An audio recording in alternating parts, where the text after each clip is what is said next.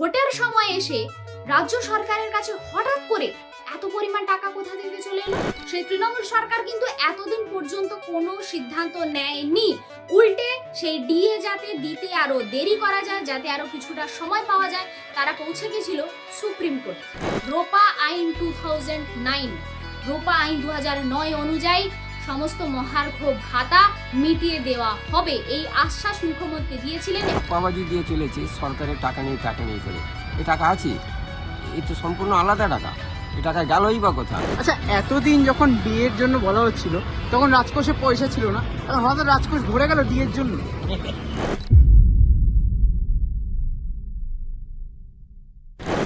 জীবনে দুমুখ মানুষ হয়তো অনেক দেখে নিয়েছেন, কিন্তু দুই মুখ প্রশাসন কি কোনোদিন দেখেছেন? যদি না দেখে থাকেন তাহলে পশ্চিমবঙ্গ সরকারের উদাহরণটা দেখে নিন।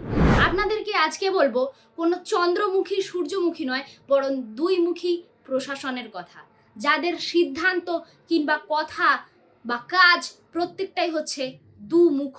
সেটা অন্য সময় এক ধরনের হয় এবং ভোটের সময় গিয়ে সেটা পাল্টে যায়।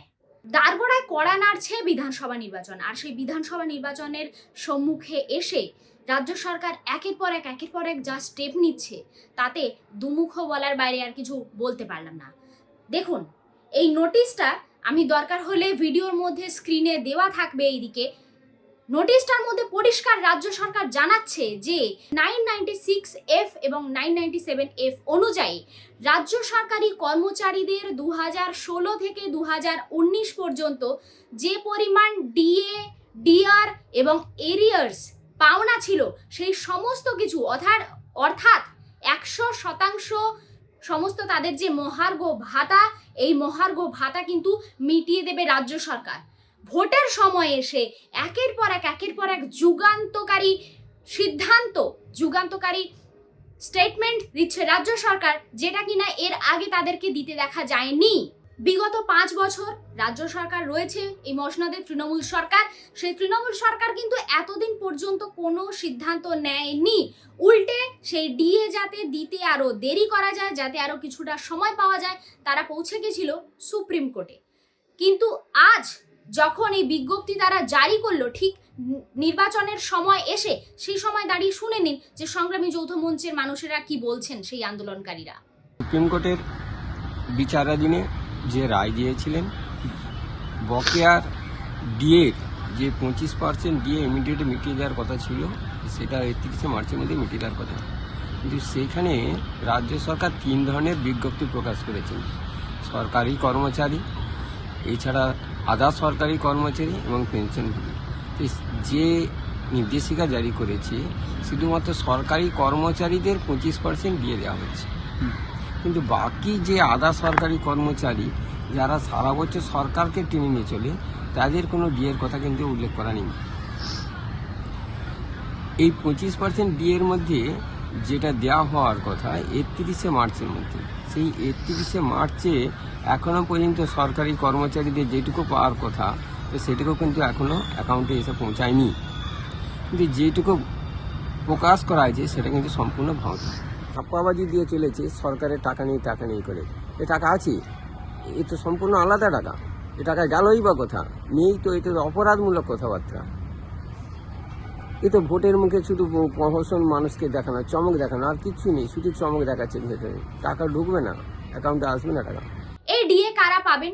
সরকারি কর্মচারী যারা কিনা রিটায়ার্ড হয়ে গেছেন, রাজ্য সরকারের কর্মচারী, অর্থাৎ পেনশনভোগীরা এই সমস্ত সুবিধা পাবেন। যারা মারা গেছেন, তাদের যে পরিবার রয়েছেন, যে নমিনি রয়েছেন, তারা সেই সুবিধাগুলো পাবেন। 2016 থেকে 2019-এর ডিএ এতগুলো পরিমাণ টাকা বাকি ছিল, যখন এতদিন ধরে রাজ্য সরকারকে বলা হলো, যে কারণে সংগ্রামী যৌথ মঞ্চ গড়ে উঠল রাজ্য সরকারের বিরুদ্ধে, তখন রাজ্য সরকার কিন্তু সেই মহার্ঘ ভাতার টাকাটা কিন্তু মেটালো না। বিপরীতে তারা কি করলো? তারা সময় চাই বা বিভিন্ন কারণ দেখিয়ে তারা চলে গেল সোজা সুপ্রিম কোর্টে। সুপ্রিম কোর্টে মামলা হলো কাদের বিরুদ্ধে? পশ্চিমবঙ্গ সরকার বনাম কনফেডারেশন অফ স্টেট এমপ্লয়িজ। মামলা চললো, লক্ষ লক্ষ টাকা উকিলদের ফিজে খরচ হলো, এবং আলটিমেটলি সোজা পরিষ্কার বাংলা কথায় বলা যায় যে রাজ্য সরকার কিন্তু সেখানে হেরে গিয়েছিল। সুপ্রিম কোর্ট কিন্তু পরিষ্কার জানিয়েছিল পরিষ্কার জানিয়েছিল তার যুগান্তকারী সেই রায়ের মধ্যে ছিল যে রাজ্য সরকার কখনো তার তহবিল খালি, তার কাছে টাকা নেই বলে কিন্তু সেই জিনিসটা এড়িয়ে যেতে পারে না। মহার্ঘ ভাতা বা ডিয়ারনেস অ্যালাওয়েন্স, সেটা রাজ্য সরকারি কর্মচারী যারা রিটায়ার্ড হচ্ছেন, যারা পেনশনভোগী বা তাদের পরিবার, তাদের এটা প্রাপ্য। আর্টিকেল 21 হিসেবে কিন্তু সুপ্রিম কোর্ট পরিষ্কার জানিয়েছিল যে রাজ্য সরকারকে কিন্তু ডিয়ারনেস অ্যালাওয়েন্স বা সেই মহার্ঘ ভাতা কিন্তু সম্পূর্ণটা মিটিয়ে দিতেই হবে। তার প্রথম কিস্তি মেটানোর কথা ছিল হচ্ছে 31শে মার্চ, অর্থাৎ আসছে 31শে মার্চ এই বছরের, এবং 2026-এর শেষ পর্যন্ত অর্থাৎ 31শে ডিসেম্বরের মধ্যে বাকি 75% যে ডিএ সেই বিপুল পরিমাণ টাকা মিটিয়ে দেওয়ার কথা বলা হয়েছিল। এবং রাজ্য সরকার সেখানে জানিয়েছিল যে আমাদের তহবিল খালি হয়ে যাবে, রাজকোষে, সরকারি রাজকোষে এত পরিমাণ টাকা নেই। এত পরিমাণ ডিএ মেটাতে যে টাকা খরচ হওয়ার কথা ছিল সেটা হচ্ছে প্রায় 41,000 কোটি টাকা। রাজ্য সরকার কিন্তু বারবার বলেছিল আমাদেরকে কমিটি গঠন করতে হবে, আমাদের সময় লাগবে। এত কিছুর পরেও যখন সুপ্রিম কোর্ট তাদেরকে সময় দিয়েছিল, তারা সেই রায় শুনে তারা চলে এসেছিল। কার্যত বোঝা যায় যে রাজ্য সরকারের পক্ষে কিন্তু সেই রায় যায়নি। কিন্তু এবার আপনাদেরকে বলি যে মুহূর্তে, যেই দিন 14ই মার্চ ভোটের নির্ঘণ্ট ঘোষণা হয় এবং সেই ভোটের নির্ঘণ্ট ঘোষণা হওয়ার আগে মুখ্যমন্ত্রীর কিন্তু একটা টুইট এসে পৌঁছয় আমাদের সবার চোখের সামনে। সেটা তিনি পরিষ্কার বলছেন, সেই টুইট আমি এখানে দিয়ে দেওয়ার ব্যবস্থা করব। রোপা আইন 2009, রোপা আইন 2009 অনুযায়ী সমস্ত মহার্ঘ ভাতা মিটিয়ে দেওয়া হবে, এই আশ্বাস মুখ্যমন্ত্রী দিয়েছিলেন। এবং সংগ্রামী যৌথ মঞ্চ কিন্তু মনে করছিল এত লড়াই করার পর রাজ্য সরকারের বিরুদ্ধে এইটা তাদের জয়। রাজ্য সরকার এর আগে এত কাণ্ড করেছিল, এর আগে রাজ্য সরকার জানিয়েছিল যে এই 41,000 কোটি টাকা, যেটা কিনা অ্যাকচুয়ালি পাওনা, তাদের অধিকার, সেই অধিকার মেটাতে নাকি রাজ্য সরকারের এত অসুবিধা হচ্ছিল। তাতে নাকি রাজ্যের যে আর্থিক তহবিল, সরকারি রাজকোষ, সেই রাজকোষ ভেঙে পড়বে, রাজকোষের অবস্থা খারাপ, রাজকোষে টাকা নেই।